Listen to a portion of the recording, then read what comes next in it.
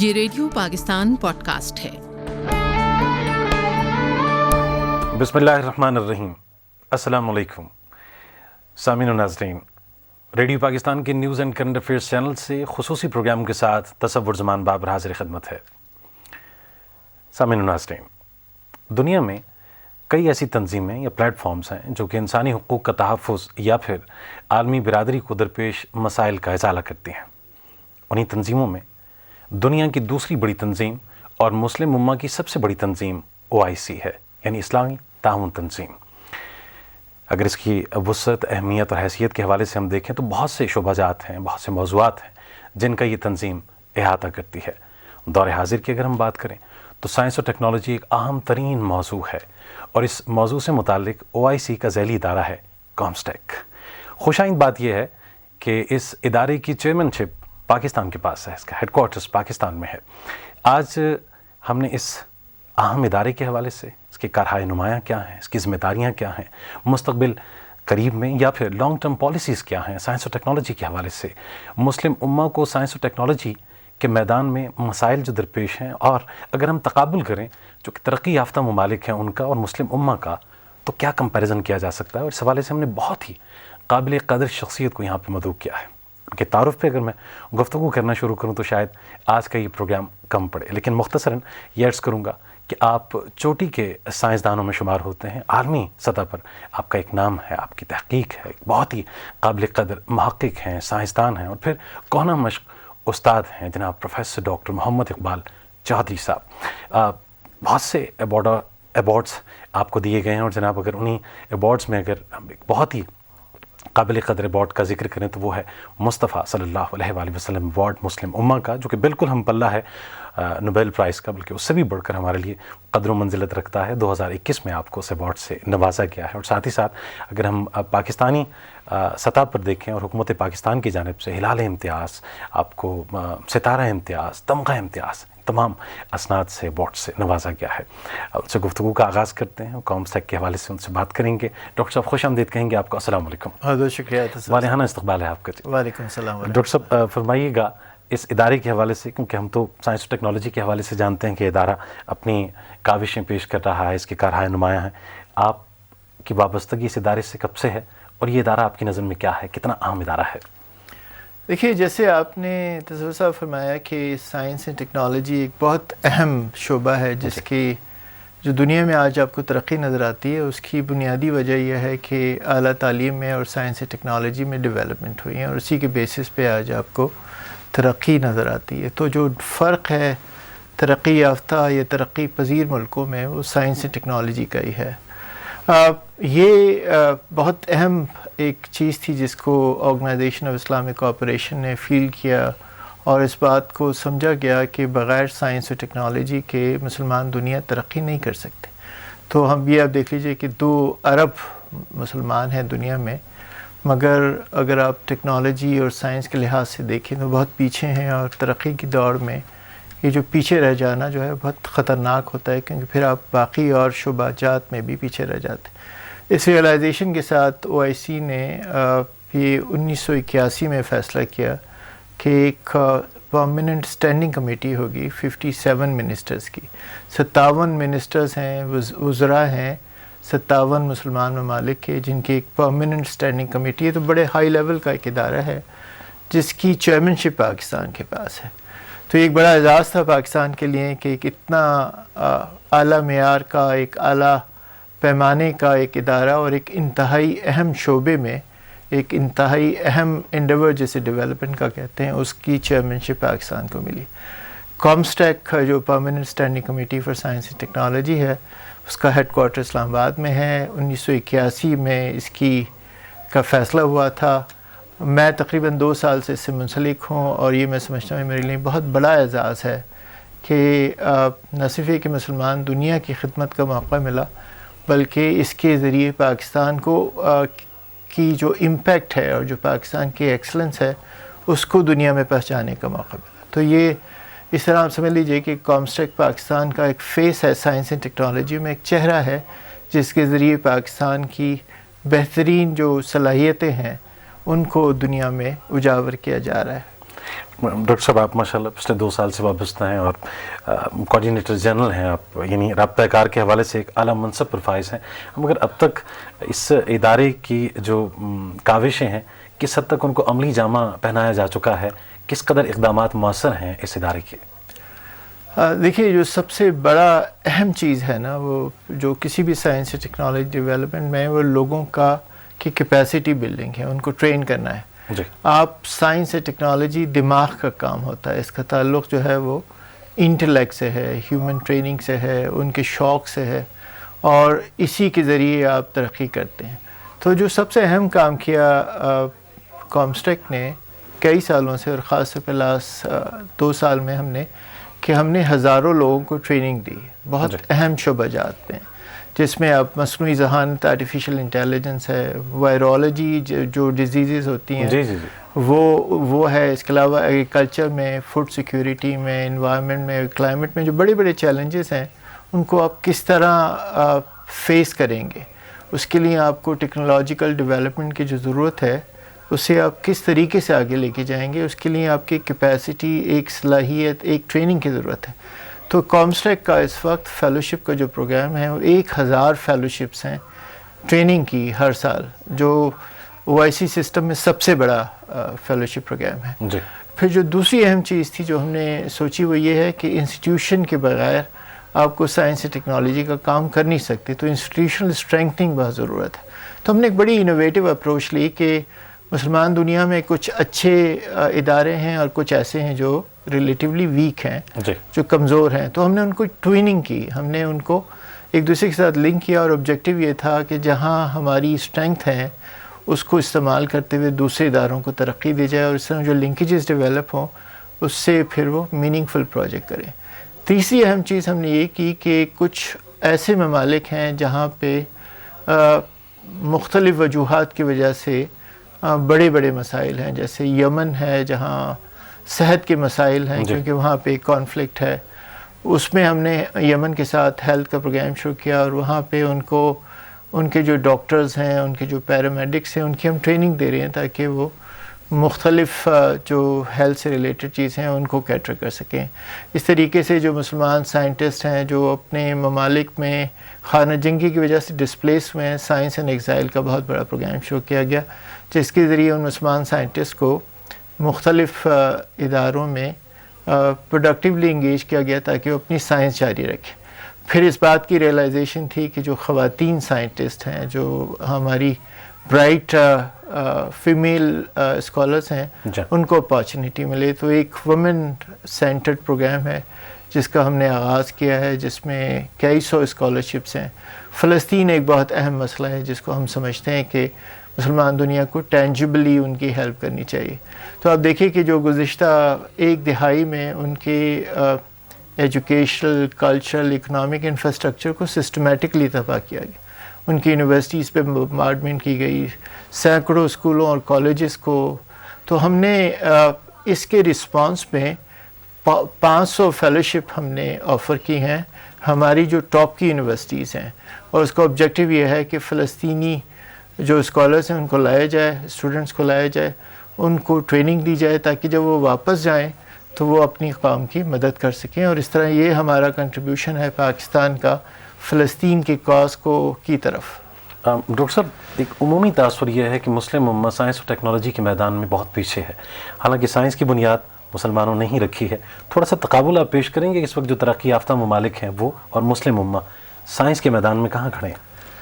ابھی دیکھ لیجئے کہ جو 57 OIC ممبر اسٹیٹس ہیں، جو کنٹریز ہیں، ان کی جو کلیکٹیو سائنس پبلیکیشن ہے وہ چھوٹے سے ملک سنگاپور سے بھی کم ہے. تو اس کی وجہ یہ ہے کہ ہمارے ہاں 2 چیزیں ہوتی ہیں جو سائنس اور ٹیکنالوجی میں ڈیولپمنٹ کے لیے ضروری ہے.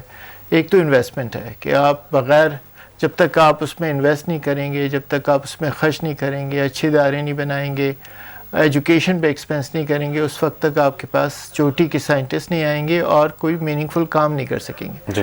تو ایک تو انویسٹمنٹ ہے، اور دوسری ہوتی ہے پولیٹیکل سپورٹ اس کو، کہ آپ ایک کانسٹنٹ پالیسیز ہوں اور آپ سمجھیں کہ سائنس اینڈ ٹیکنالوجی کے بغیر قوم ترقی کر نہیں سکتی، اور سائنس اینڈ ٹیکنالوجی کو فیصلہ سازی کا حصہ بنایا جائے. اس کے بغیر ترقی ممکن نہیں ہے. یہ دونوں چیزیں انفارچونیٹلی لیکنگ ہیں. آپ اس سے اندازہ لگا لیجئے کہ جو دنیا میں ایوریج ایکسپینڈیچرز ہے، جو خرچہ ہوتا ہے جو مختلف ممالک کرتے ہیں، وہ 0.6% ہے، جبکہ مسلمان دنیا اپنی جی ڈی پی کا صرف 0.2% یعنی 0.2% خرچ کرتی ہے. آپ اتنی کم انویسٹمنٹ کے ساتھ آپ کوئی معجزے کی توقع نہیں رکھ سکتے کہ کوئی بڑی سائنس اینڈ ٹیکنالوجیکل ڈیولپمنٹ ہوگی جب تک کہ آپ سائنس اینڈ ٹیکنالوجی کو وہ ترجیح نہ دیں جس کی اس کی ضرورت ہے. دنیا نے کس طرح ترقی کی ہے؟ اس لیے ترقی کی ہے کہ ان کے 6%, 7% جو جی ڈی پی کے بجٹس ہیں، بڑے بڑے بجٹس ہیں، وہ سائنس اینڈ ٹیکنالوجی پہ استعمال ہوتے ہیں. آپ نے سرمایہ کے حوالے سے فرمایا بہت سے ممالک ایسے ہیں کہ جن کے پاس سرمایہ کی کمی نہیں ہے. کیا وجہ ہے کہ وہ سرمایہ صرف نہیں کرتے، یا پھر مسلم امم میں ایسے قابل ذہن بھی موجود ہیں آپس میں کولیبریشن اگر اس حوالے سے ہو کہ کہیں پہ سرمایہ کہیں پہ اچھے دماغ مل کے جو ہے بہت بہتر انداز میں کام کریں؟ بہت خوبصورت بات آپ نے کی ہے، کیونکہ یہ دیکھیے کوئی 60% آبادی ہے مسلمانوں کی جو 25 سال سے کم عمر ہے، جن کو آپ کہتے ہیں انوویٹو کیپٹل. یہ وہ کیپٹل، وہ سرمایہ ہوتا ہے جس میں آپ اس کی ذہانت کو استعمال کر سکتے ہیں. اور آج کے زمانے میں آپ یہ سمجھ لیجئے کہ آپ کو بہت زیادہ انویسٹمنٹ کی ضرورت بھی نہیں ہے. آپ اگر ذہنوں پہ انویسٹ کر لیں تو آپ کو وہ اذہان، وہ نوجوان آپ کو بہت ترقی میں آگے لے کے جا سکتے ہیں. تو بہت خوبصورت بات ہے کہ اس کے باوجود کہ بہت سارے ممالک ایسے ہیں، بلکہ کئی ممالک ایسے ہیں جو ٹاپ کے جن میں سرمایہ کی کوئی کمی نہیں ہے، دولت مند ممالک ہیں، مگر کیونکہ ان کی ترجیحات میں شامل نہیں ہے، ان کو علم نہیں ہے کہ صرف ٹرن کی بیسس پہ ٹیکنالوجی کے خریدنے سے وہ ترقی نہیں کر سکتے. ترقی اس وقت ہوگی جب وہ اپنی سائنس خود پروڈیوس کریں گے. آپ نے کووڈ-19 کے دوران میں دیکھ لیا کہ ہر چیز میں ڈیپینڈنٹ تھے. یعنی اگر ویکسین کہیں بنے گی تو استعمال کریں گے، وینٹیلیٹر کہیں سے آئیں گے تو استعمال کریں گے. یہ کیوں نہیں ہم اپنے بہترین ذہنوں کو استعمال کر کے یہ چیزیں خود سے بنا سکیں اور پھر انوویشن کو اتنا آگے لے کے جائیں کہ پھر دنیا کے لیے ہم ایکسپورٹ بھی کر سکیں. تو یہ ترجیحات کی بات ہے جس کو سمجھنا بہت ضروری ہے. سامعین محترم، ناظرین، آپ ایک اہم اور خصوصی پروگرام دیکھ اور سن رہے ہیں. کامسٹیک ایک اہم ادارہ OIC کا، اس کے کوآرڈینیٹر جنرل جناب پروفیسر ڈاکٹر محمد اقبال چودھری صاحب تشریف فرما ہیں. سائنس اور ٹیکنالوجی کے حوالے سے ان سے ہم گفتگو کر رہے ہیں. ڈاکٹر صاحب، یہ جاننا چاہیں گے، پاکستان کے پاس اس کی چیئرمین شپ ہے کامسٹیک کی، اگر ہم بات کریں سائنس اور ٹیکنالوجی کے حوالے سے کتنا اہم ملک ہے پاکستان، کیونکہ ہم ایک ایٹمی طاقت بھی ہیں. مسلم امہ کے لیے کتنی بڑی ڈھارس ہے پاکستان سائنس اور ٹیکنالوجی میں؟ بہت اہم سوال ہے. دیکھیے، پاکستان کی جب تخلیق ہوئی، جب پاکستان آزاد ہوا، تو اس وقت اس پورے ملک میں ایک یونیورسٹی تھی اور کوئی ریسرچ کا ادارہ نہیں تھا. آج آپ دیکھ لیجئے کہ مسلمان دنیا میں ہم تیسرے بڑے ملک ہیں جن کی پبلیکیشن بہت زیادہ ہے. اس کے علاوہ کچھ ایریاز ہیں جس میں پاکستان نے بہت زیادہ ترقی کی ہے، جیسے ٹیکسٹائل ہے، جیسے ایگریکلچر ہے، زراعت میں پاکستان کا بڑا کنٹریبیوشن ہے، نیوکلیر فزکس میں پاکستان کا کنٹریبیوشن ہے، کیمیا جیسے کیمسٹری کہتے ہیں اس میں پاکستان کا کنٹریبیوشن ہے. اس کے علاوہ جو ICT اور IT انفارمیشن ٹیکنالوجی میں جو ہمارے نوجوانوں نے کارنامے انجام دیے ہیں، وہ اس کی وجہ سے آج پاکستان 3rd لارجسٹ ایکسپورٹر ہے فری لانس ICT ٹولز میں، اپلیکیشن جیسے آپ کہتے ہیں. تو اتنی bright, bold and beautiful nation ہے کہ اس کا پوٹینشیل بہت ہے. اور میں کیونکہ دنیا میں سفر کرتا رہتا ہوں، جاتا رہتا ہوں، تو مسلمان دنیا خصوصی طور پہ پاکستان کی طرف دیکھتی ہے، کیونکہ انہیں اندازہ ہے کہ یہ ملک ہے جس میں پوٹینشیل بہت ہے، اور اس پوٹینشیل کو اگر ہم انلیش کریں تو نہ صرف یہ کہ مسلمان دنیا میں لیڈرشپ کا رول ہے، بلکہ ہم ترقی پذیر ممالک اور ترقی یافتہ ممالک میں اپنی وہ حیثیت منوا سکتے ہیں جو واقعی ہمارا رائٹفل پلیس ہے. کامسٹیک پاکستانی سائنسدانوں، محققین اور طلباء کو کس قدر اپرچونٹی فراہم کر رہا ہے؟ اور یہ بہت اہم چیز ہوتی ہے جو آپ نے پوچھی ہے کہ آپ کسی ادارے کو کیوں ہوسٹ کریں، کیوں اس پہ انویسٹ کریں، کیوں اس کی بلڈنگ بنائیں، کیوں اس کو سپورٹ پرووائڈ کریں. پاکستان سب سے بڑا بینیفیشری ہے کامسٹیک کی پریزنس کا، بیکاز سب سے اہم چیز یہ ہے کہ مسلمان دنیا میں کامسٹیک کی وجہ سے پاکستان کی ایک ڈپلومیٹک لیوریج ہے جس کو ہم پریزنٹ کرتے ہیں. ڈائریکٹ بینیفٹ یہ ہے کہ جو کامسٹیک کے جتنے انیشیٹیوز ہیں اس میں 50% سے زیادہ، 50% سے زیادہ جو جو لوگ شریک ہوتے ہیں وہ پاکستان کے اپنے لوگ ہیں. تو نہ صرف یہ کہ ان پروگرامز کے ذریعے پاکستانی سائنٹسٹ کو، اسٹوڈنٹس کو، اسکالرس کو موقع مل رہا ہے، بلکہ اس کی وجہ سے جو پاکستان کی یونیورسٹیز ہیں وہ بھی انٹرنیشنلی ریکگنائز ہو رہی ہیں. ہمارے کامسٹیک کنسورشیم آف ایکسلنس ہیں جس میں پاکستان کی بہترین یونیورسٹیز ہیں، اور اس کنسورشیم کی وجہ سے آج پوری دنیا میں، خاص طور پہ مسلمان دنیا میں، ان یونیورسٹیز کو پہچانا جاتا ہے، کیونکہ ان یونیورسٹیز کے ذریعے ہم نے ان کی ایکسلنس کو آگے لے کے گئے ہیں، بتایا ہے کہ یہ وہ ادارے ہیں جہاں سے آپ. ایک اور بہت اہم چیز جو ہے وہ یہ ہے کہ جو پاکستان کے نوجوان ہیں انہوں نے بہت سارے ایوارڈز جیتے ہیں. کامسٹیک کا ایک پورا ایوارڈ کا اسکیم ہے جس کے ذریعے، اور جسے پتہ چلا کہ ان کی جو سائنس اور تحقیق تھی وہ اعلیٰ معیار کی تھی، جس کو واقعی انٹرنیشنلی ریکگنائز کرنے کی ضرورت ہے. ہم سامنے محترم ایک بار پھر آپ کو بتاتے چلیں، ایک اہمیت کا حامل پروگرام جو کہ یقیناً آپ کی توجہ چاہتا ہے. سائنس اور ٹیکنالوجی کے حوالے سے ایک بہت ہی مؤثر ادارہ کامسٹیک، جو کہ OIC کے ذیلی اداروں میں سے ایک مؤثر، ایک اہم ادارہ ہے، کہ کوآرڈینیٹر جنرل جناب پروفیسر ڈاکٹر محمد اقبال چودھری صاحب تشریف فرمائے ہیں. ان سے ہم گفتگو کر رہے ہیں. ڈاکٹر صاحب یہ فرمائیے، جیسے آپ نے آغاز میں ضمناً فرمایا بھی ہے کہ جو پسماندہ ممالک ہیں، مسلم ممالک کی اگر ہم بات کریں، پڑوس میں افغانستان ہے، یمن کے خطے کی اگر بات کریں، افریقہ کے بہت سے ممالک ہیں، سائنس اور ٹیکنالوجی کے میدان میں ان کو سنبھالا دینے سے آپ کیا سمجھتے ہیں کس قدر معاشی طور پہ ان کو استحکام حاصل ہوگا؟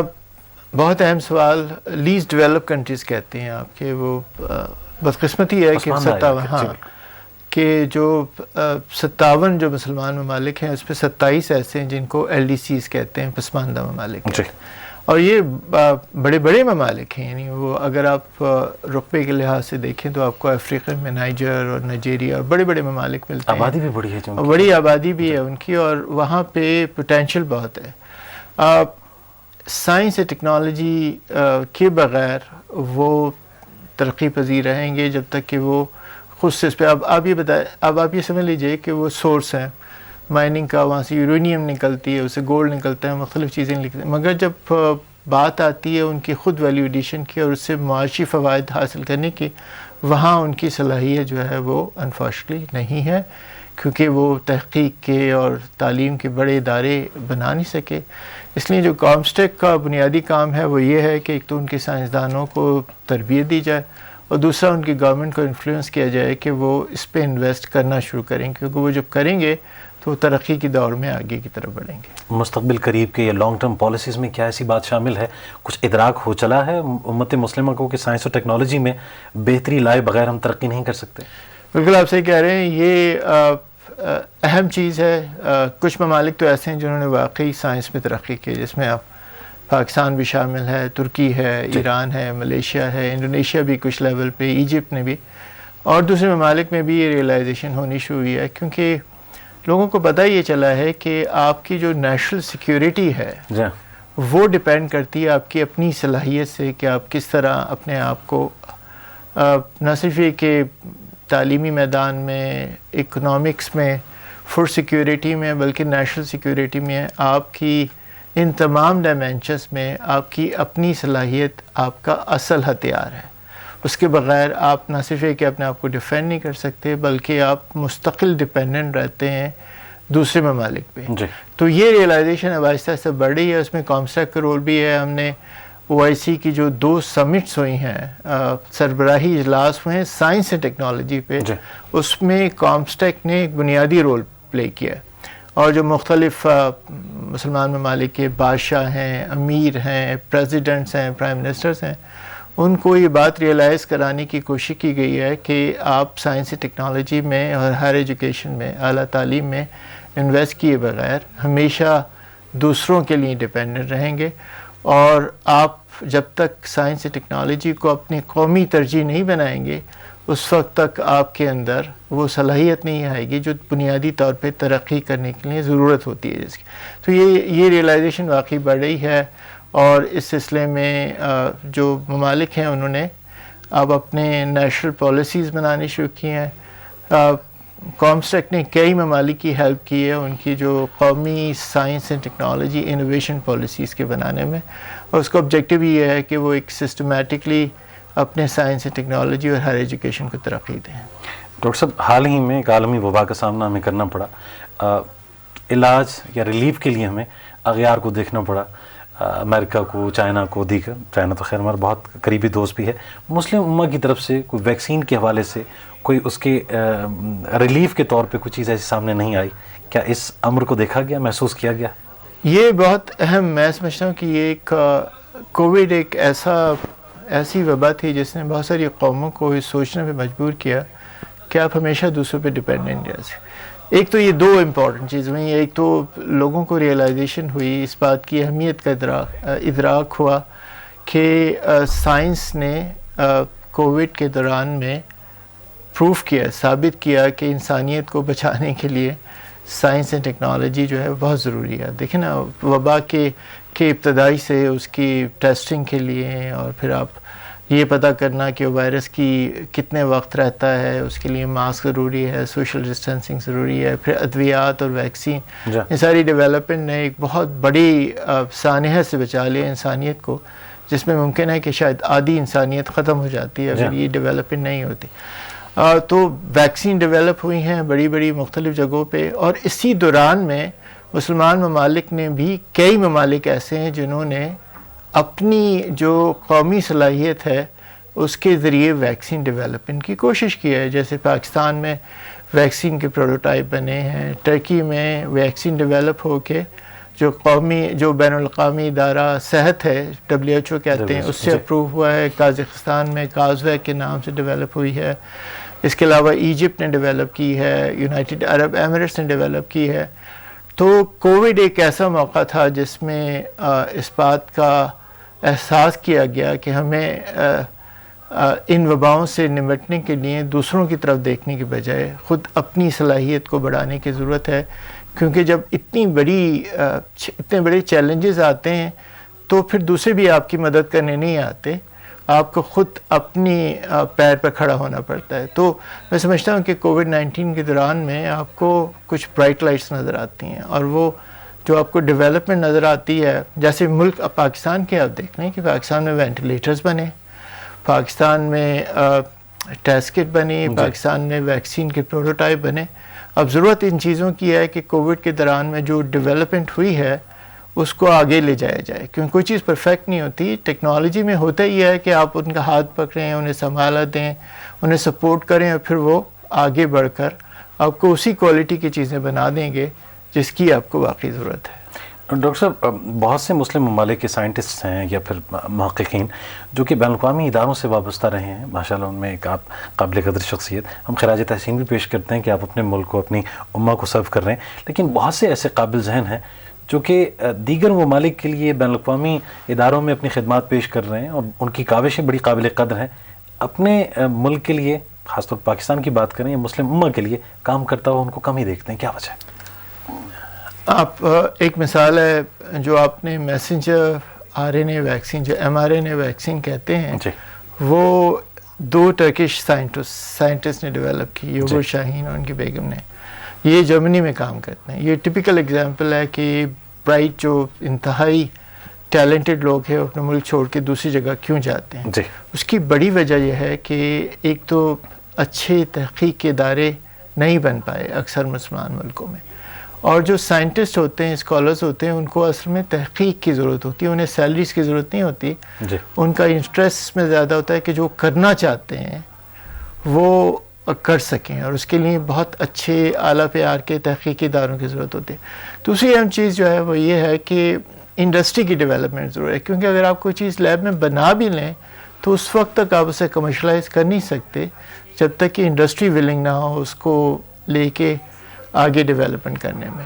انفارچونیٹلی یہ جو انڈسٹری اور اکیڈمیا کا لنکیج ہے یہ مسلمان دنیا میں بڑا ویک ہے، سوائے چند ممالک ہے، اور یہی وجہ ہے کہ وہ ان ملکوں میں چلے جاتے ہیں جہاں پہ وہ جو ایک تو یہ انہیں تحقیق کے تمام موقع ملتے ہیں، سرمایہ ملتا ہے، ریسرچ پروجیکٹ ملتے ہیں، اور اس کے ساتھ ہی ان کی جو تحقیق ہوتی ہے اسے پھر انڈسٹری پک کرتی ہے اور ڈیولپ کرتی ہے۔ یہ غالباً وجہ ہے جس کی وجہ سے بہت سارے لوگ اپنا ملک چھوڑ کے دوسری جگہ چلے جاتے ہیں۔ ڈاکٹر صاحب، بہت بڑا میدان ہے سائنس اور ٹیکنالوجی کا، بہت سے اسٹوڈنٹس ہیں جو اس میں بہت کچھ کرنا چاہتے ہیں، لیکن اس کی بہت سی جزیات ہیں۔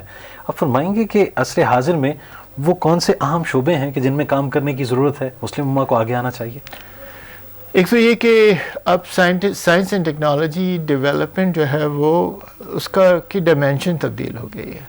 اب آپ بہت بڑے بڑے انڈسٹریل کمپلیکسز اور اس طرح کی ضرورت نہیں ہے، بلکہ آپ کو بنیادی طور پہ نوجوانوں کو تربیت دینے کی ضرورت ہے. آپ کے سامنے مثال مصنوعی ذہانت جیسے آرٹیفیشیل انٹیلیجنس کہتے ہیں، یہ بہت بڑا ایریا ہے. Information technology, communication technology, genomics ہے. آپ ادویات پروڈیوس کر سکتے ہیں، آپ نئے قسم کے پودے پروڈیوس کر سکتے ہیں، آپ انوائرمنٹل اس میں امپیکٹ اس کا لا سکتے ہیں. اسی طریقے سے آپ انرجی ڈیوائسز ہیں، آپ دیکھیں بہت سارے ایسے انرجی ڈیوائسز ہیں جو یہاں انوویٹ کیے جا سکتے ہیں. رینیویبل انرجی میں ہے، ریجنریٹیو میڈیسن ہے کہ آپ اگر آپ کے پاس تربیت ہو، ٹریننگ ہو، تو آپ میڈیسن میں ایک انقلاب لا سکتے ہیں. تو یہ وہ شعبے جات ہیں جن میں اب دنیا جو ہے وہ فوکس کر رہی ہے. کہتے ہیں 13 ایمرجنگ ٹیکنالوجیز ہیں، اور دنیا میں اب جو پورا تبدیلی آئے گی وہ ان 13 ٹیکنالوجیز کی وجہ سے ہوگی. تو ضرورت اس امر کی ہے کہ ہمیں ان سائنس اور ٹیکنالوجی کے شعبہ جات میں ہم آگے بڑھیں جو فیوچرسٹک ہیں اور جو ایونچولی ڈیولپمنٹ کو ڈرائیو کریں گے ان نیکسٹ فیو ڈیکیڈس. ان کی طرف جانے کی ضرورت ہے. ڈاکٹر محمد اقبال صاحب، ہم آپ کے ادارے کامسٹیک کے حوالے سے یہ بھی جاننا چاہیں گے، 2 بہت بڑے مسائل جو کلائمیٹ چینج یعنی موسمیاتی تغیر، ساتھ ہی ساتھ ماحولیاتی آلودگی، اس حوالے سے آپ کا ادارہ کو کام کر رہا ہو کیا؟ ہم نے کلائمیٹ چینج تو ایک ایسا بڑا مسئلہ ہے. آپ نے ابھی ریسنٹلی بھی نیوز دیکھی ہوگی جس طرح یورپ کے اندر ہیٹ ویو آئی ہے کہ وہ انپریسیڈنٹڈ ہے کہ یعنی اب لندن میں 40 ڈگری سے اوپر چلا جانا اور وہ ہزاروں لوگوں کی اموات اور پھر جنگلات کو آگ لگنا، اور پھر وہ یعنی وہ ان تمام خطوں میں جہاں پہ اس طرح کی گرمی کبھی نہیں آتی تھی. تو اس کے امپیکٹ کیا ہے؟ آپ دیکھیں اس کے امپیکٹ انسانوں کی صحت پہ ہیں، آپ زراعت پہ اس کا بہت بڑا امپیکٹ ہے، اس کا امپیکٹ جو ہے وہ ماحولیات میں ہے. آپ کی ہر چیز جو ہے وہ کلائمیٹ چینج سے افیکٹ ہو رہی ہے. سو کہ کئی مسلمان ممالک ہیں جن کو آپ سمجھ لیجئے کہ اگر وہ ماحولیاتی تبدیلیاں اسی طرح چلتی نہیں جیسے سمندر کی سطح کا بڑھنا تو وہ ختم ہو جائیں گے. جیسے مالدیف کے ایگزامپل ہے، جکارتہ آپ کو معلوم ہے کوئی سنک ہو رہا ہے. بنگلہ دیش کا 10% کے قریب حصہ ایسا ہے جو پانی کے اندر آ جائے گا ان نیکسٹ فیو ایئرس. تو کلائمیٹ چینج ایک ایسا چیلنج ہے جس میں ہمیں دنیا کے ساتھ مل کے کام کرنا ہے، ہمیں اکیلے نہیں. کیونکہ آپ سمجھ لیجئے کہ جو کلائمیٹ چینج کے ڈرائیورز ہیں جن کی وجہ سے کلائمیٹ چینج ہو رہی ہے اس میں مسلمان دنیا کا بہت کم کنٹریبیوشن ہے. یہ وہ ترقی یافتہ ممالک ہیں جنہوں نے پولیوٹ کیا، جنہوں نے کلائمیٹ کو جس لیول پہ الٹر کیا کہ اب اسے ریورس کرنا ایک بہت بڑا چیلنج ہے. تو کامسٹیک نے ایک گلوبل فورم بنایا ہے، کامسٹیک جسے اب COMSTECH forum for environment and ecosystem restoration کہتے ہیں. اور اس کے تحت ہم کر یہ رہے ہیں کہ مختلف اور انٹرنیشنل آرگنائزیشن کے ساتھ مل کے آپ یہ دیکھ لیجئے کہ کلائمیٹ چینج کی موجودگی میں زراعت میں کیا تبدیلی آنی چاہیے، کون سے ایسے امراض ہیں جو کلائمیٹ چینج کی وجہ سے آ رہے ہیں، ان کو آپ کس طرح ہینڈل کریں گے. آپ کی جو انڈسٹریل ڈیولپمنٹ ہے اس پہ اس کا امپیکٹ کیا ہوگا.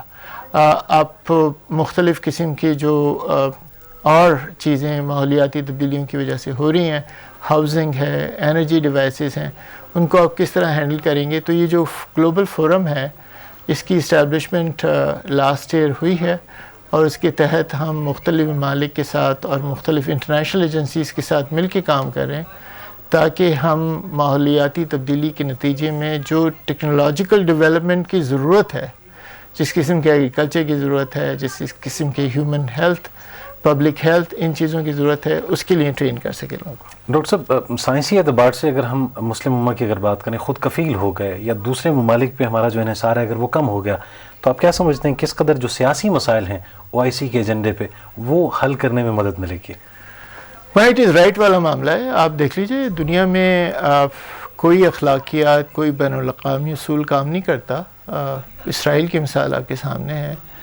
وہ ٹیکنالوجیکل ڈیولپمنٹ کے لحاظ سے، سائنٹیفک ڈیولپمنٹ کے لحاظ سے تمام عرب دنیا کو اگر کلیکٹیولی آپ لے لیں ان سے زیادہ انویسٹ کرتے ہیں، ان سے زیادہ اعلیٰ قسم کی سائنس ہوتی ہے. بہت سارے نوبل laureates ہیں جو وہاں کام کرتے ہیں. تو اگر آپ سائنسی اور ٹیکنالوجی کے ذریعے ڈیولپ ہوتے ہیں اور ترقی کر کے آپ کی ڈیفینس، آپ کا ایگریکلچر ہر لحاظ سے ترقی کرتا ہے، تو آپ کی جو خود انحصاری ہے وہ آپ کی قومی وقار کی نشانی ہے، اور آپ کو کوئی آپ کو جو ہے وہ پولیٹیکلی مینیپولیٹ نہیں کر سکتا، کوئی آپ کے پر قابو نہیں کر سکتا. آپ دنیا کی نیشنز میں ایک باعزت قوم کے طور پہ بڑھتے ہیں. پاکستان کی مثال سامنے ہے. پاکستان کے سائنسدانوں نے جو نیوکلیر ٹیکنالوجی میں ہمارا کنٹریبیوشن ہے، اس کی وجہ سے آج ہم ایک محفوظ ملک ہے. تو یہ تمام چیزیں امپورٹنٹ کاؤنٹ ہوتی ہیں. وہ تمام قومیں چاہے آپ کے پاس کتنا ہی سرمایہ کیوں نہ ہو، مگر آپ ہر چیز کے لیے دوسرے پہ ڈپینڈنٹ ہو تو ایک خاص وقت آتا ہے جب آپ کی اپنی نیشنل سیکیورٹی بھی چیلنج ہو سکتی ہے. صحیح. تو یہ ضروری ہے کہ ہم سائنس ٹیکنالوجی کے ذریعے ڈیولپمنٹ کے اس لیول پہ آئیں کہ ہم اپنے تمام قسم کے جو سیکیورٹیز ہیں، نیشنل سیکیورٹی ہے، فوڈ سیکیورٹی ہے، واٹر سیکیورٹی ہے، انرجی سیکیورٹی ہے، اس کو اچیو کر سکیں. ڈاکٹر صاحب، کامسٹیک کے ذیل میں آپ کی آبزرویشن کی روشنی میں ہم یہ جاننا چاہیں گے، خواتین کا اس حوالے سے سائنس اور ٹیکنالوجی کے میدان میں مسلم امہ کی خواتین کی اگر ہم بات کریں، کتنا ان پٹ ہے، یہ دلچسپی کس قدر ہے؟ یہ ظاہر وہ ہماری جو ذہانت کا پول ہے اس میں 50% یا اس سے بھی کہیں زیادہ خواتین کا کنٹریبیوشن ہے. آج آپ پاکستان کی جامعات کو دیکھیے، بلکہ آپ دوسرے مسلمان ممالک کی یونیورسٹیز کو بھی دیکھیں تو آپ کو 50-60% خواتین نظر آتی ہیں. ان پہ انویسٹ کرنا، ان کی ٹریننگ پہ، ان کی انٹلیکچوئل گروتھ پہ، ان کو مختلف ٹیکنالوجیز اور سائنسز میں آگے لے جانے کے لیے ان پہ انویسٹ کرنا بنیادی طور پہ مسلمان دنیا کی ترقی میں انویسٹمنٹ کرنے کے برابر. اور یہ وہ فوکس ہے جو کامسٹیک نے بھی کیا. کامسٹیک نے ورلڈ جو وومن ڈیولپمنٹ آرگنائزیشن ہے OIC کی، جسے WDO کہتے ہیں، اس کے ساتھ مل کے ایک پروگرام لانچ کیا ہے. اس کے علاوہ ہم کامسٹیک کے فورم سے جو خواتین سائنٹسٹ ہیں ان کے لیے ایک علیحدہ فیلوشپ کا پروگرام ہے. جی. تو اس بات کی بہت اہمیت ہے کہ ہم اپنی جو سائنس ٹیکنالوجی میں انویسٹمنٹ ہے اس میں خواتین کو وہ رول دیں جس کے ذریعے پھر وہ اور میں یقین کے ساتھ کہتا ہوں کہ جس لیول کا انٹلیکچوئل ڈیپتھ ہوتا ہے، سیریسنس ہوتی ہے، اور جتنی انہماک سے وہ ریسرچ اور تحقیق کرتی ہیں اور تعلیم حاصل کرتی ہیں، کہ پھر ان کی کنٹریبیوشن کے ذریعے ہمارے لیے ترقی حاصل کرنا بہت آسان ہوگا. آخر میں نصاب کے حوالے سے یہ جاننا چاہوں گا کہ پاکستان میں مڈل یا میٹرک لیول پہ جو سائنسی علوم کا نصاب ہے وہ ترقی یافتہ ممالک کے نصاب کے کتنے ہم پلہ ہے؟ کیونکہ بنیاد جب تک مضبوط نہ ہو اس پہ ایک شاندار عمارت تعمیر کرنا ممکن نہیں ہوتا. آپ نے بہت اہم بات کی ہے کہ دو چیزیں ہیں. ایک تو یہ کہ نصاب ظاہر ہے اسے کانسٹنٹلی اپڈیٹ کرتے رہنا چاہیے. ہمارے خیال میں یہ پروسیس چل رہا ہے. یونیورسٹیز کے لیول پہ تو یہ ہائر ایجوکیشن کمیشن نے ایک روٹین بنایا ہوا ہے کہ وہ ہر دوسرے تیسرے سال جو ہے جو یونیورسٹیز کے نصاب ہیں ان کو بہت ایکسٹینسولی ریوائز کیا جاتا ہے. مگر اس سے کہیں زیادہ اہم ہے کہ جو نصاب پڑھانے والے ہیں، جو ٹیچرز ہیں، کیا ان میں وہ کیپیسٹی ہے کہ اس نصاب کو پراپرلی ڈیلیور کر سکیں اور سمجھا سکیں. میرے خیال میں ہمیں ان دونوں اسپیکٹس پہ کام کرنے کی ضرورت ہے، ٹیچر ٹیکنالوجی، اور پھر ایک تیسرا کمپوننٹ ہے ٹیکنالوجیز کا. کووڈ کے بعد ہم ایک پوسٹ کووڈ جو ورلڈ ہے اس میں ایجوکیشن ٹیکنالوجیز کا بہت اہم رول ہے. آج جو آپ کے ہاتھ میں ٹیلی فون ہوتا ہے وہ آپ کی لائبریری بھی ہے، وہ آپ کی درسگاہ بھی ہے، وہ آپ کی کلاس روم بھی ہے، وہ آپ کا ٹیچر بھی ہے. تو ان ٹیکنالوجیز کو ہم استعمال کر کے نہ صرف یہ کہ لٹریسی کو بڑھا سکتے ہیں بلکہ مختلف شعبہ جات میں تعلیم کو فروغ دے سکتے ہیں. تو تینوں اسپیکٹس پہ کام کرنے کی ضرورت ہے. نصاب کو مستقل ریوائز کیا جا سکے، جو نصاب کو ڈیلیور کرتے ہیں اساتذہ ان کی ٹریننگ پہ توجہ ہو، اور پھر ٹیکنالوجیکل ڈیولپمنٹ بھی ہو اور انہیں ایکسیسیبل کیا جائے لوگوں کے لیے تاکہ وہ اس کو استعمال کر سکیں. مثال کے طور پہ میں عرض کروں آپ سے کہ کئی لاکھ کتابیں ہیں جو آپ کو مل جاتی ہیں انٹرنیٹ پہ. آپ یوٹیوب پہ جائیں تو آپ کو ہر زبان میں لیکچر مل جاتے ہیں، ہر شعبے میں، ہر فیلڈ میں اور ہر لیول میں. یہ وہ ٹیکنالوجیز ہیں جن کے ذریعے تعلیم کا پورا جو لینڈسکیپ ہے وہ چینج ہو سکتا ہے. مگر اسے شامل کرنے کی ضرورت ہے ہمارے. ڈاکٹر صاحب آپ ایک بے شک بلا شبہ ایک مثالی شخصیت ہے. ہم آپ کا ایک پیغام اپنے سننے اور دیکھنے والوں تک ضرور پہنچانا چاہ رہے ہیں، اور وہ یہ کہ کیونکہ بالخصوص پاکستان اور بالعموم مسلم امہ اس کی اسٹرینتھ کو آپ بہت قریب سے دیکھ رہے ہیں، ایسا پیغام دیجیے کہ جو ایک حرارت یا جو ایک تحریک کی کمی آپ اپنے نوجوانوں میں محسوس کرتے ہیں وہ دور ہو سکے. میرا پیغام یہ ہے کہ میں سمجھتا ہوں کہ جو ہمارے نوجوان ہیں پاکستان کے اور جو مسلمان دنیا کے نوجوان ہیں، وہ 3 B's ہم کہتے ہیں، بولڈ، برائٹ اینڈ بیوٹیفل. ماشاءاللہ.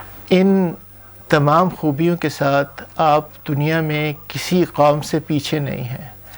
آپ اپنی صلاحیتوں کو بڑھائیے، علم کے جو ذخیرے آج آپ کے پاس موجود ہیں ان سے فائدہ اٹھائیے اور قوموں کو ترقی دیجیے. ذہن میں یہ ہمیشہ رہے کہ صرف وہ قومیں ترقی کرتی ہیں جو علم کے میدان میں ترقی کرتی ہیں. جو علم کے میدان میں ترقی نہیں کرتی وہ کبھی ترقی نہیں کرتی. تو آپ نے اپنی تمام توجہ کو علم حاصل کرنے اور بہت اعلیٰ پیمانے پہ علم کی ان منزلوں کو بڑھانے میں استعمال کرنا ہے. پھر آپ دیکھیے گا کہ نہ صرف یہ کہ آپ کی اپنی گروتھ ہوگی بلکہ آپ کی اقوام، آپ کی قوم بھی ترقی کرے گی. اور پاکستانی نوجوانوں میں ان صلاحیتوں کی بالکل کمی نہیں ہے. میں پوری دنیا میں سفر کرتا ہوں، ہمارے نوجوان ذہانت کے لحاظ سے ان تمام قوموں سے کہیں آگے نظر آتے ہیں. بہت شکریہ. ہم تہہ دل سے آپ کے شکر گزار ہیں، ممنون ہیں آپ تشریف لائے، اور ہماری یہ خواہش رہے گی کہ آپ اپنی گناہوں مصروفیات میں سے کچھ وقت ہمیں عطا کرتے رہیں تاکہ آپ سے یہ گفتگو کا سلسلہ جاری رہے. بہت شکریہ آپ کی آمد کا. سامعین و ناظرین، بہت ہی قابل قدر اور ایک مثالی شخصیت تشریف فرما رہی آپ کامسٹیک، جو کہ بڑا اہم ادارہ ہے OIC کے ذیلی اداروں میں سے، جس کی چیئرمین شپ پاکستان کے پاس، اور آپ کوآرڈینیٹر جنرل ہیں جناب پروفیسر ڈاکٹر محمد اقبال چودھری صاحب تشریف فرما رہے. اور ہم اس ریکویسٹ کے ساتھ آج کے پروگرام میں آپ سے اجازت طلب کریں گے کہ ڈاکٹر صاحب انشاءاللہ ہم اسی طرح وقت عطا کرتے رہیں گے اور سائنس اور ٹیکنالوجی کے حوالے سے گفتگو گاہے بگاہے آپ تک ہم پہنچاتے رہیں گے. News and current affairs channel Islamabad studio سے یہ پروگرام آپ کے لیے پیش کیا گیا. اس پروگرام کو پیش کیا پروڈیوسر اسد اللہ خان نے، جبکہ ایگزیکٹو پروڈیوسر امان اللہ سپرا ہیں. پروگرام کے میزبان تصور زمان بابر کو اجازت دیجیے. اللہ نگہبان. یہ ریڈیو پاکستان پوڈ کاسٹ ہے.